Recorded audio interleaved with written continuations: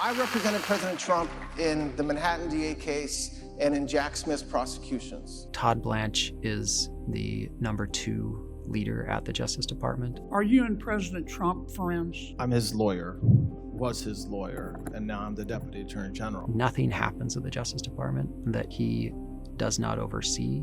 Any of the actions that have been taken while he has been there, he has ultimately supported and condoned. To be involved in the firing of prosecutors who prosecuted your client, your former client, there's no conflict there? Is that No, there is. I wasn't involved. How many have been canned? Over 200. There is not a single man or woman at the Department of Justice who had anything to do with those prosecutions. But he fired you, right? He signed my termination notice, yes. So he signed the termination of someone who worked on the prosecution of his former client and arguably his current client, Donald Trump. Correct. Some of the victims of Epstein have expressed frustration with the entire process. Well, I don't know what you're speaking to. Todd Blanche was negligent in the way that these files were released. Personal identifying information of survivors was exposed. Simultaneously, names and identifying information of potential co-conspirators covered up. Any victim that wants to speak with the department has done so, hopefully. If not, they should. There are 10 individuals who were exploited and abused by Mr. Epstein. They are here today. Survivors had been asking the DOJ for months and months and months to have a meeting with us. Will you meet with these 10 survivors? I'm asking you. There's somebody here who can meet with them today, get their information, and arrange to meet with them. I think Absolutely. you ought to be in the room. Pardon me? I think you ought to be in the room because you ought to hear this. For us, this is not political. We're just victims of a crime. But Mr. Blanche said very quickly yesterday that he would meet with the victims, the Epstein victims. I expect that meeting to occur before I'm willing to vote out of this committee. It wasn't lost on us that it was only after Senator Tillis's request that the Department of Justice decided to meet with us. It seems to be a recurring theme I hear from the survivors, incredulous. Well, I can tell you, Mr. Durbin, that there are over 1,000 victims of Ghislaine Maxwell and Jeffrey Epstein's crimes that are in fear of our own lives. And we haven't felt any better of that with the disclosure of our personal information by this Department of Justice.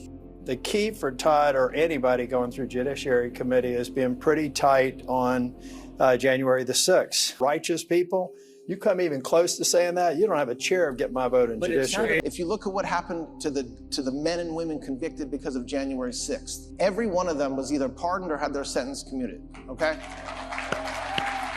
You have refused to exclude January 6 rioters from your anti-weaponization fund. The reason why neither myself nor Secretary Bessent agreed to put a declaration in is because judges cannot ask cabinet secretaries or people like me to put in declarations. It has nothing to do with whether the fund is alive. Settlement agreement. Do you happen to have a copy of that in front of you?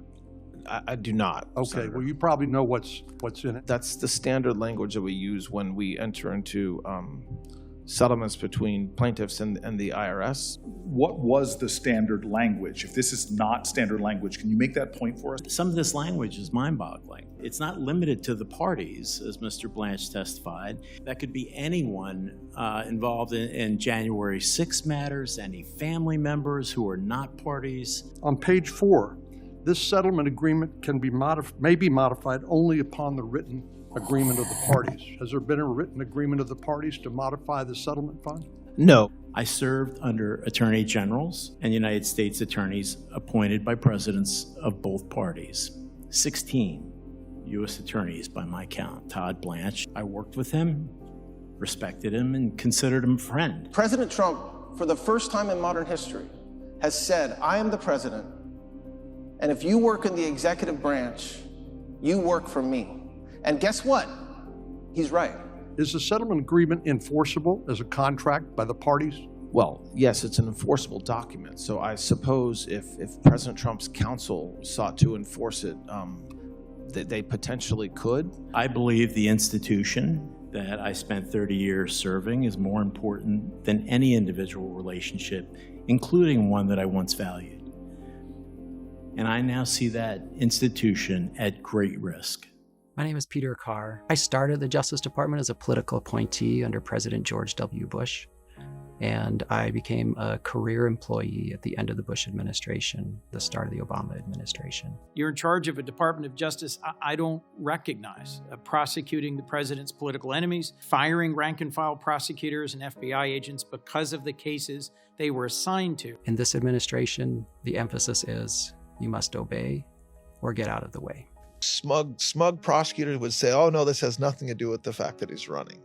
All right, yeah, you should work on that in the mirror. But here's the thing, he was convicted on 34 federal charges. Did you ever say no to the president? I served as his lawyer for a couple years before he was elected. I'm the Deputy Attorney General and the Acting Attorney General, so I'm not going to talk about communications that I have with him. But Senator, I will say that President Trump trusts me to give him counsel. I was asked to be the spokesperson for Jack Smith. On April 11th of 2025, I was walking back from lunch and happened to see Todd Blanche in the halls of the Justice Department for the first time.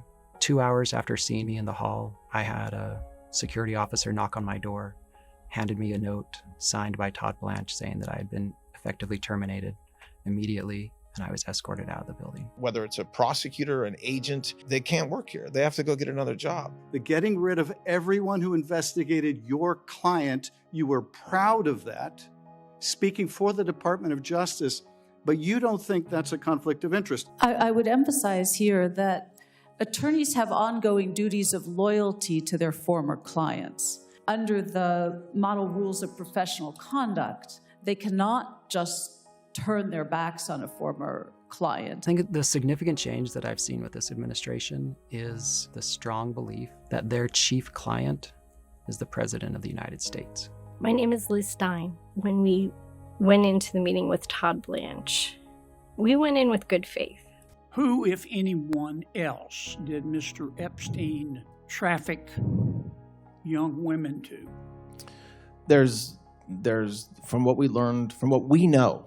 So when we know, I mean, what's in the FBI files and what's in the DOJ files, we did not identify evidence. We were expecting for him to listen to us, and we were looking forward to finding answers from him.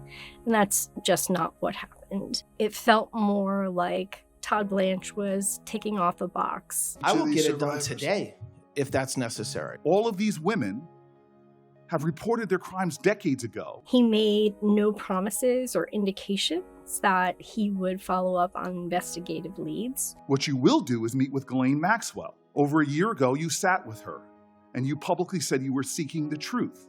Did it lead to a single new investigation, yes or no? During the meeting, survivors expressed their concerns with the way that Todd Blanche has handled his interactions with Ghislaine Maxwell. Just 1 week after your meeting, Ms. Maxwell was transferred from a low-security federal institution to a minimum security prison camp.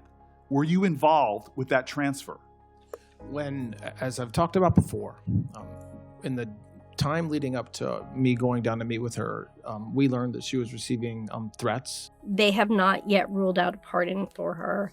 And to say that that's concerning to us as survivors would be an understatement. If there's frustration with, quote, the entire process, same here.